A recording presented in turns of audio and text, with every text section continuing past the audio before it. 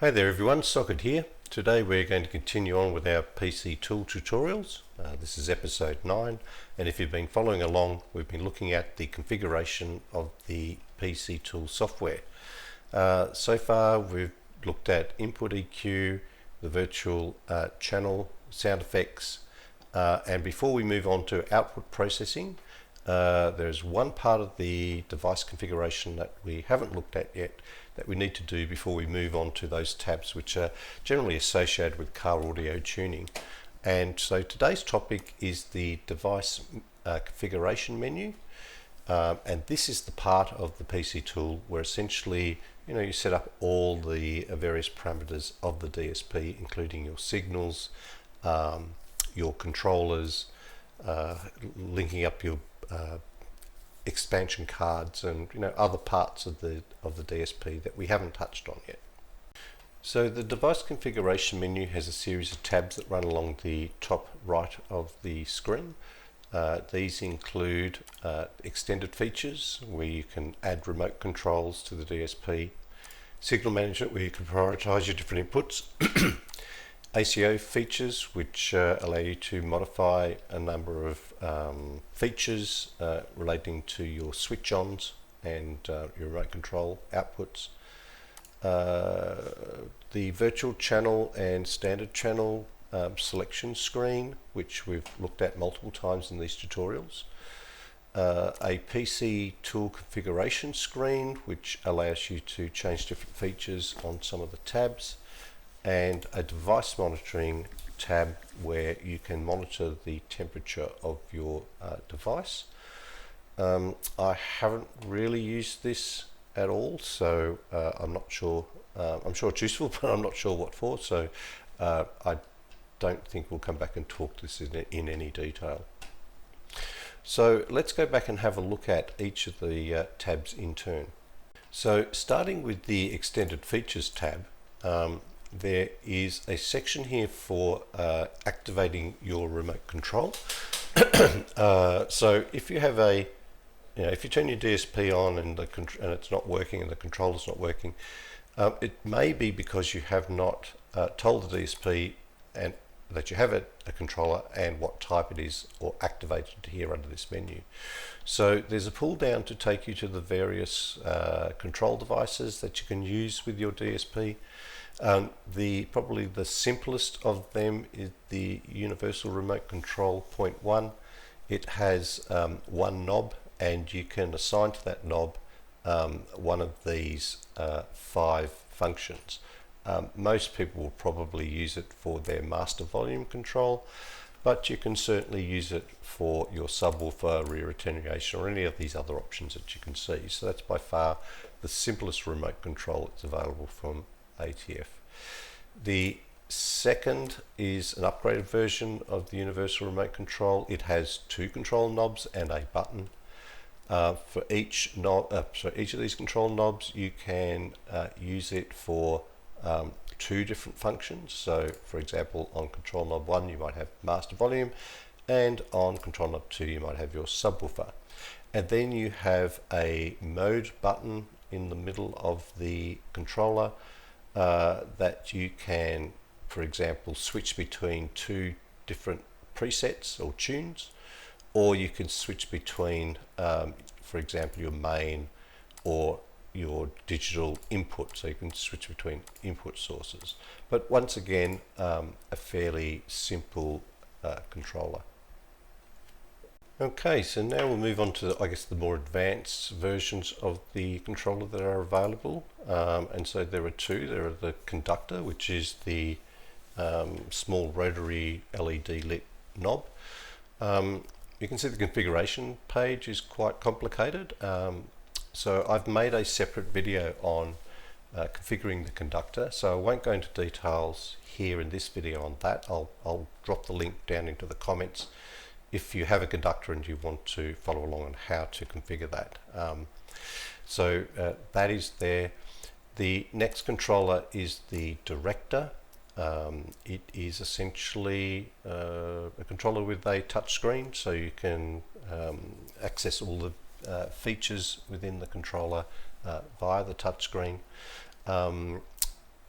once again, I'm not going to go into details how to configure that. When you buy a director, it comes with all the instructions on how to install, update the firmware, probably out of scope for a video like this.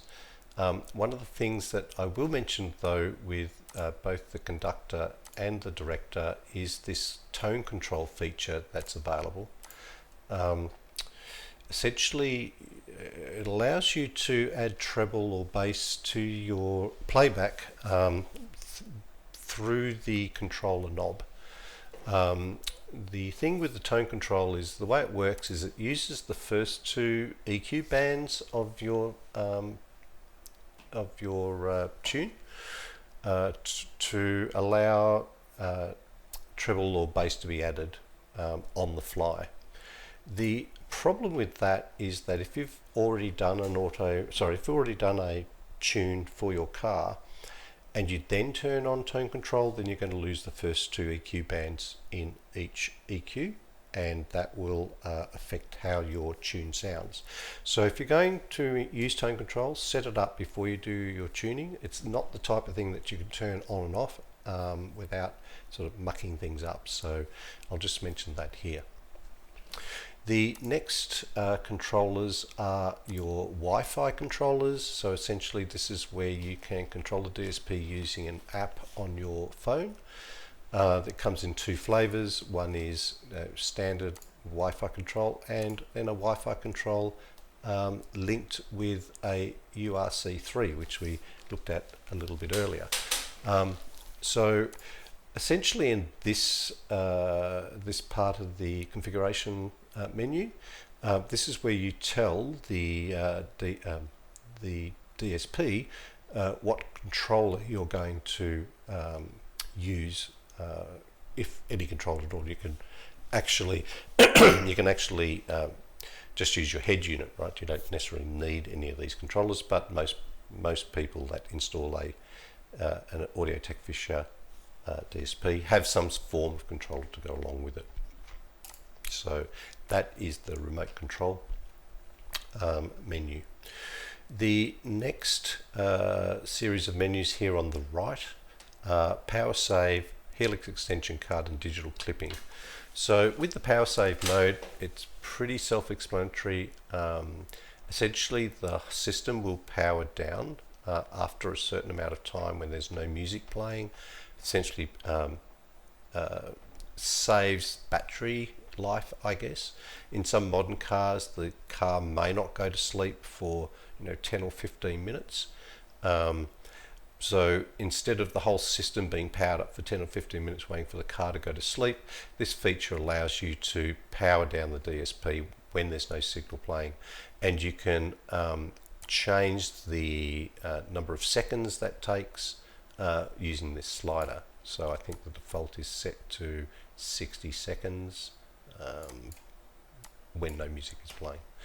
The Helix extension card is basically when you buy a hex card and you install it into your DSP, you can add a name to that. So a DSP card, or whatever it is that you want to call your card. So when it shows up on your phone for pairing, you can spot you can spot it in amongst all the list of crazy devices. And then you use these buttons to pair the hex card with your phone, or disconnect it, or reconnect, or whatever. So this not only tells the DSP that you've got a card, but allows you to pair it with your phone, and so on and so forth. The digital clipping protection basically is a safety device built into the DSP to stop your speakers from being overdriven. The default is enabled, and I highly suggest that you leave it enabled. It really is there as a safety feature, so no real reason to have that turned off. Okay, so the next tab is signal management, and this is essentially where you tell the DSP what input signals you have and in what priority you would like them to activate. Now, if you watched our previous episodes, we talked about inputs at length. But essentially your main input is your head unit or analog signal.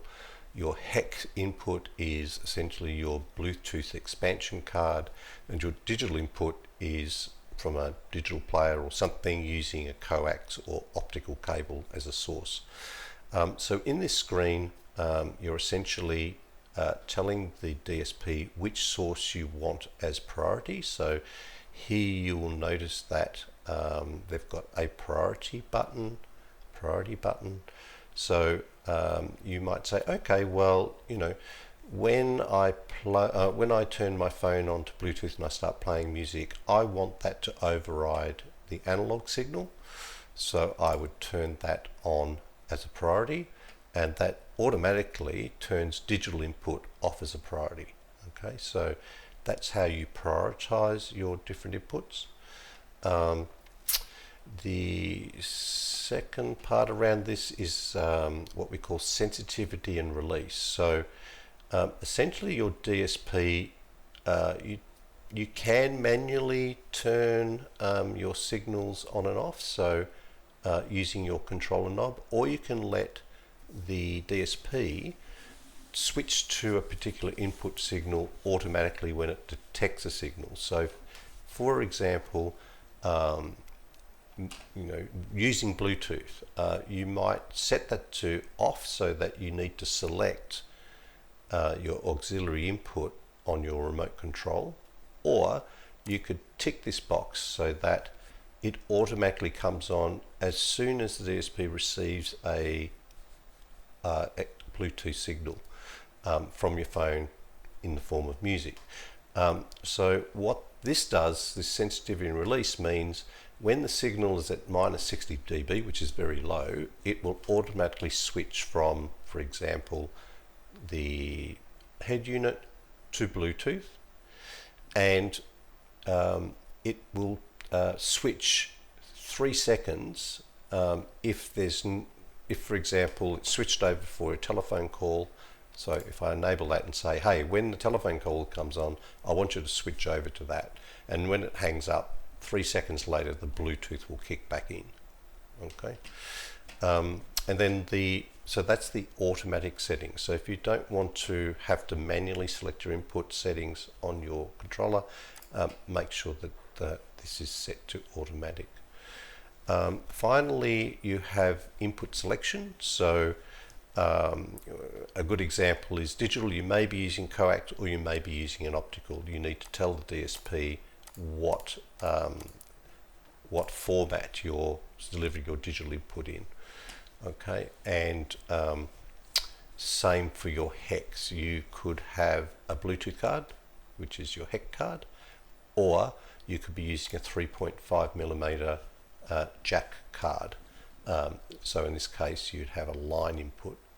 I'm pretty sure that's what that means. Someone might be able to correct me. So prioritization, whether it's automatic or manual switching of your remote controls, what format is the source for a particularly given input, and do you want your main to switch for telephone calls? Now that's essentially the settings on this page. Okay, the next tab is the ACO features. In here there is the turn on and off delay, the URC switch configuration, the remote control output configuration, and DAC filter. So these are, I guess, advanced features that you probably won't have to come into once they're set up. So basically the turn on and off delay is set at 0.1 of a second. If you're having trouble when you turn your system on and off that you get this popping sound, turning or adjusting, adding the delay to this to, for example, 0.5, for example, might actually just fix that problem. So essentially, that's essentially what this tool is used for. The UR setup switch configuration is really for use for that URC1 and URC3 that we looked at under the extended features. It's simply allows you to store a particular tune or preset. So I think we talked about before that the Helix DSPs can hold 10 presets, but the URC controller can only really switch between 2 of them. So that means, you know, on button 1 or controller 1, I want to pick up preset 5 and I want to pick up preset 8. So I want to switch between those 2. That's essentially what this little menu item allows you to do. And the remote output configuration setup here, on, off, it's very unique. There are some head units that don't play nice with some of these remote controllers, and so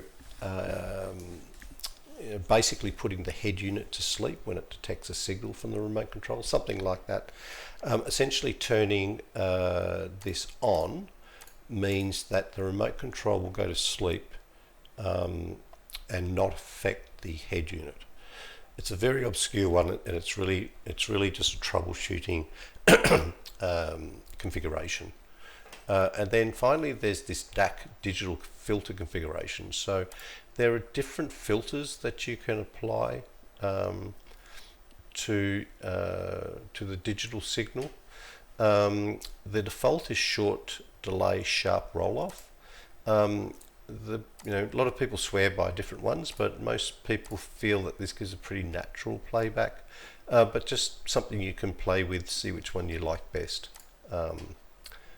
Certainly not essential to change away from default, but you know, you might find something that suits your preferences better. So it's something to fiddle around with there. The next menu item is the virtual channel processing. This is where you can select standard or virtual channel processing modes. Essentially when you're first setting up your software. We've looked at this in previous episodes, so probably not a lot more to say about this screen. The next tab is the device temperature monitoring, which we're going to skip over, and the final tab is the PC tool configuration menu, which allows you to change a bunch of features in the PC tool software itself. A lot of it's associated with car audio tuning and changing for example, the scale on the EQ windows and a bunch of stuff like that. Probably a little advanced to get into at this point. I will just point out a couple of very quick things. So there's the install version check, so you can, every time you start up the PC tool software, will it do an automatic check to see whether you've got the most current version. You can enable or disable that feature. There's a password protection function here as well, so it's mainly used by car audio installers who want to stop the clients from fiddling around with their tune or their setups, so they can install it on a client's DSP, put a password on so that you know, someone can't get in and start fiddling with the settings. So those features there. The rest of them, as I said, we'll leave until we've done the tutorial on the outputs and EQ page. So we'll come back to that at a later date, and I'll explain in detail, you know, what all these other things are. So look, quite a long video. If you've made it all the way through to the end, you know, well done. There was a fair bit of stuff to get through, including, you know, setting up the various controllers on your DSP.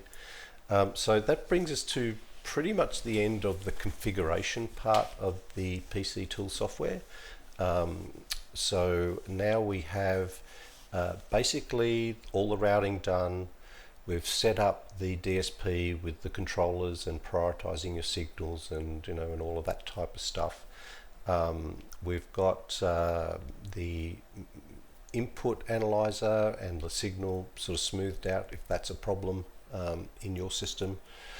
So now we're ready to basically start doing the car audio tune, and that will be the tabs that we're going to look at in the next few episodes.